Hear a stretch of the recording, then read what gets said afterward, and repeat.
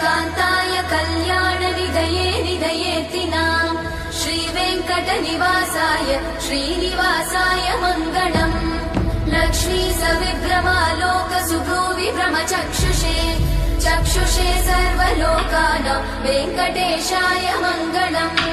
श्रीवेङ्कटाद्रिशृङ्गाग्रमङ्गलाभरणाङ्ग्रये मङ्गलानां निवासाय श्रीनिवासाय मङ्गलम्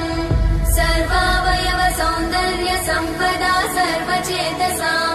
सदा सम्मोहनायास्तु वेङ्कटेशाय मङ्गलम् नित्याय निरवध्याय सत्यानन्द चिदात्मने सर्वान्तरात्मने श्रीमद् वेङ्कटेशाय मङ्गलम् स्वतः सर्वविदे सर्वशक्तये सर्वशेषिने